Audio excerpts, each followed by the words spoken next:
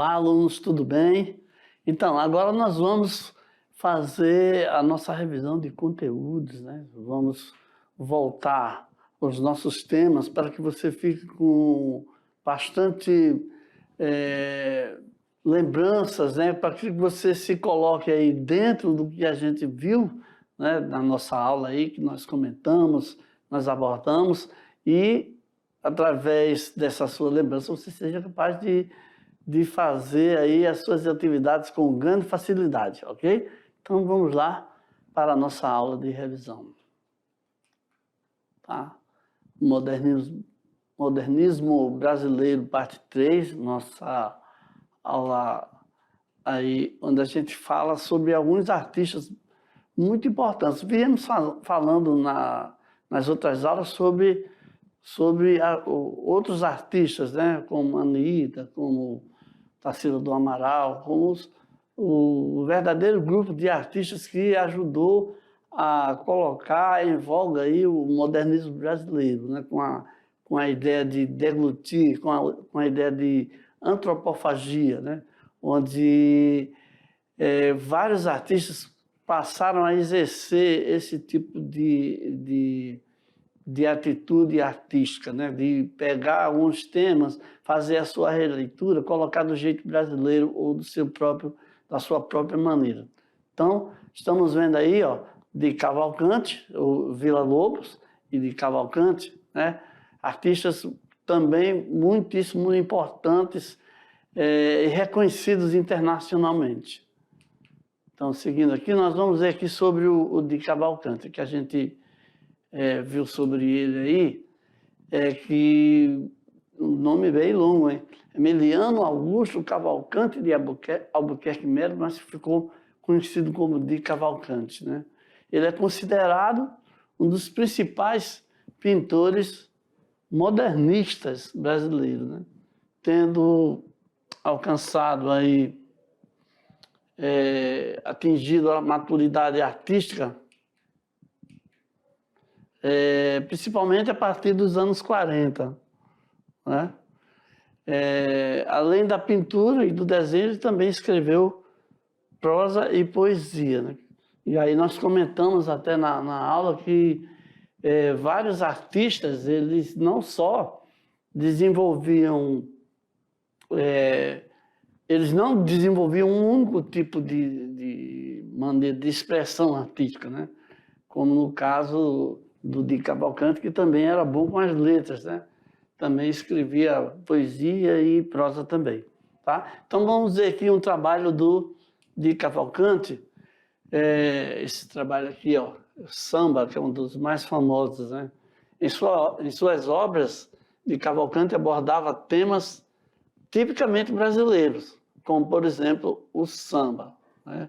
Você está vendo aqui, ó, já uma referência ao samba com esse personagem aqui, que está aqui na composição do quadro da obra dele, aí, a pessoa com um cavaquinho na mão, né? E o cenário geográfico brasileiro também foi muito retratado em suas obras, como as praias. Ele retratou os tipos brasileiros, né? O samba e tudo mais, a reunião de pessoas para celebrar, e também alguns lugares como as praias, né? Então, agora seguimos aqui para o modernismo musical no Brasil com o Villa-Lobos, né? Que ele nasceu do Rio de Janeiro e já desde criança seu pai colocou ele para estudar as partituras, né? E para poder se influenciar com o que tinha de mais abrangente no mundo, né? Então ele estudou, ouviu, né, e leu muito Wagner, Puccini, Johann Sebastian Bach. Ele é muito fã do Sebastian Bach. E a partir desse conhecimento aí, ele também entrou em contato com o estudo das músicas e do folclore, das diversas nuances do folclore brasileiro. E aí ele fez várias viagens ao interior do Brasil e começou, então, a ter uma maneira muito peculiar, uma leitura muito assim, do jeito dele, assim, muito particular, né? Na sua identidade musical. As suas composições começaram, então, a carregar uma brasilidade, fazendo referência às rodas caipiras, cantos indígenas e aspectos culturais africanos. Ou seja, ele começou a introduzir, a colocar nas suas músicas, no seu trabalho, isso aqui, ó, o jeito brasileiro de entender e de produzir aquelas coisas ali, né? Aquelas músicas. É a pura antropofagia. Então, alunos, chegamos aqui ao final da nossa revisão, né? Então, aqui nós vamos nos preparar para a atividade de sala.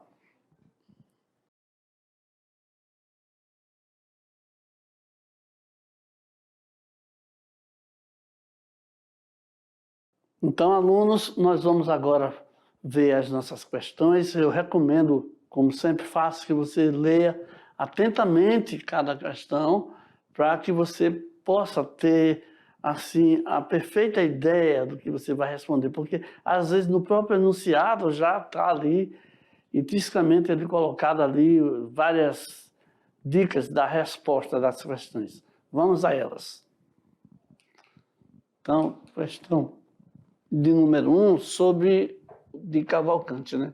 Emiliano Augusto Cavalcante Albuquerque de Melo é considerado um dos principais pintores modernistas brasileiros, tendo atingido sua maturidade artística principalmente a partir dos anos 40. Nós lembramos aqui que a Semana de Arte foi nos anos 20, né? Então começou ali a Revolução. Além da pintura e desenho, escreveu prosa e poesia. Em suas obras, de Cavalcante abordava temas tipicamente brasileiros, como, por exemplo, aqui entra, né? Temos aqui na letra A, né? O samba, o cenário geográfico, as praias, aí aqui vem outro tipo de música, né? A rumba, o cenário infográfico, outro tipo aqui, ó, a salsa, o calypso, o rock, e cada um desses aí você lembra aí perfeitamente que nós falamos na nossa aula, né, que era o samba, né, porque o samba, sim, que é brasileiro. E o cenário geográfico brasileiro, sim.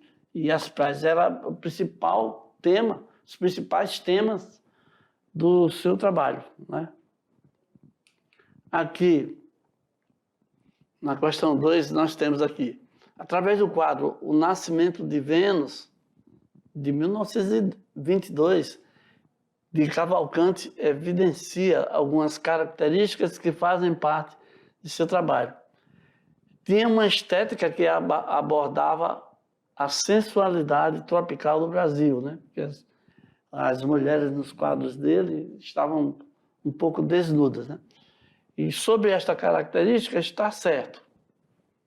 Então, na letra A nós temos aqui, enfatizava os diversos tipos masculinos, tipos femininos, tipos rondonianos, somente os tipos nordestinos ou os tipos amazônicos. Então nós vemos que, na verdade, o de Cavalcante enfatizava os diversos tipos femininos no seu trabalho. Ele dedicou muito dos seus... foram mais de 5.000 obras, muitas delas ele dedicou principalmente aos tipos femininos, né? Com sua maneira aí de observar e de entender cada uma delas. Então, aqui na nossa questão de número 3, a Semana de Arte Moderna de 1922 reuniu artistas de todas as artistas, com outras visões sobre estética, né? Cada um tinha o seu entendimento sobre a aparência, sobre a beleza, tá? E também sobre as maneiras de produzir e apresentar suas obras. Sobre esse período, é correto dizer que foi um evento cultural que reuniu vários tipos de arte em exposições, ou seja, a cultura paulista bebia muito da fonte europeia com larga tradição. Afinal, quando o Brasil foi descoberto, a Europa já tinha mais de 10 séculos de produções artísticas. Aqui no item 2 nós temos que artistas brasileiros revoltaram-se contra o patrimônio da arte europeia que influenciava os brasileiros. E muitos recusaram o aprendizado de séculos que era transmitido em toda a técnica e história. Queriam algo brasileiro sem interferência. Temos aqui também na seção, na assertiva 3, que entre os personagens mais famosos da Semana de Arte Moderna estavam os poetas Mário de Andrade, Oswaldo de Andrade, Manuel Bandeira, Anita Malfatti, de Cavalcante e Heitor Villa-Lobos. Nas assertivas, né, escolha a configuração correta, ou seja, estão corretas as questões, o que nós vimos lá, nós sabemos que todas as 3 estão corretas. Então, mais uma oportunidade da gente aprender, né, sobre a Semana de Arte Moderna, onde a gente vê que mais de 5 artistas foram determinantes aí na disseminação, né, na elaboração, né, da Semana da Arte. Aqui nessa questão 4, né, nós temos que a Semana da Arte Moderna de 22 tinha como uma das grandes aspirações renovar o ambiente artístico e cultural do país. Sendo assim, analise as acessões corretas. Tá? Então, você tem aqui, ó, na seção 1, você tem que a escultura e a pintura tiveram seu apogeu com a valorização dos modelos clássicos ou formavam movimentos artísticos como Pau-Brasil, Antropofágico, Verde e Amarelo, Grupo de Porto Alegre, Grupo Modernista Regionalista do Recife. E a intenção era romper a tradição e tentar criar algo genuinamente brasileiro sem influências, eu ia dizer interferência, da Inglaterra ou França, ou seja, sem interferência de anglicismos e francesismos. Então, nós vemos aí que aqui no item 4, o maestro e compositor Villa-Lobos foi um dos mais importantes participantes da semana. E também que aqui as esculturas de Brecheret eram impregnadas de modernidade, mas sua maquete do movimento As Bandeiras foi recusada pelas autoridades paulistas. Hoje, uma das esculturas públicas mais admiradas de São Paulo. Então, nós vemos aí que estão corretas aí, só não está correta a assertiva 1. Então, vamos ver aqui, rapidão aqui. É porque ele fala que a escultura e a pintura tiveram seu apogeu com a valorização dos modelos clássicos. Então, isso nunca aconteceu, né? Então, vamos aqui para a questão de número 5. Veja só, no princípio, seu trabalho sofreu grande influência europeia, principalmente dos compositores Wagner, Puccini e Johann Sebastian Bach. Ele recebeu também o título de doutor honoris causa pela Universidade de Nova York. Isso quer dizer o seguinte, o cara é tão influente, né, que ele recebe essa honraria aqui, né, esse reconhecimento. Além disso, 24 títulos do Instituto da França, né, ele era muito festejado. Então, foi a partir do seu estudo sobre o folclore brasileiro e suas diversas viagens ao interior do país que ele começou a ter uma identidade musical bem particular, bem pessoal. As suas composições começaram a carregar uma brasilidade, fazendo referência às rodas caipiras, aos cantos indígenas e aspectos culturais africanos. Ou seja, era pura filosofia antropofágica o trabalho dele. Então, vamos assinalar aqui a alternativa que se refere a esse artista que nós estamos falando acima. Claro que você já intuiu aí, né, que você já sabe que estamos falando de Heitor Villa-Lobos, que nós tanto destacamos na nossa aula. E agora nós vamos para a nossa questão discursiva. Foi um escritor e dramaturgo brasileiro que fundou em parceria o movimento antropofágico. Junto com alguém, ele fundou o movimento, né?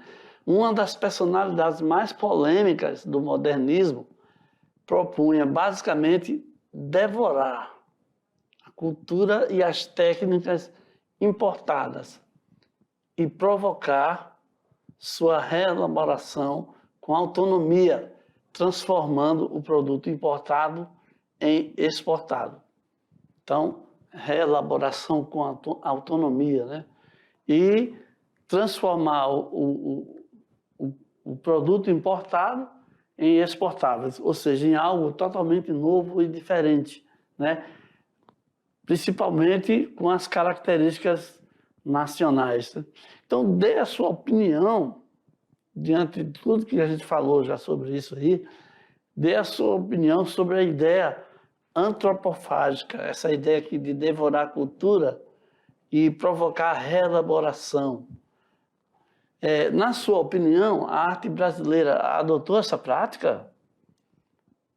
Principalmente depois da Semana de Arte Moderna de 1922,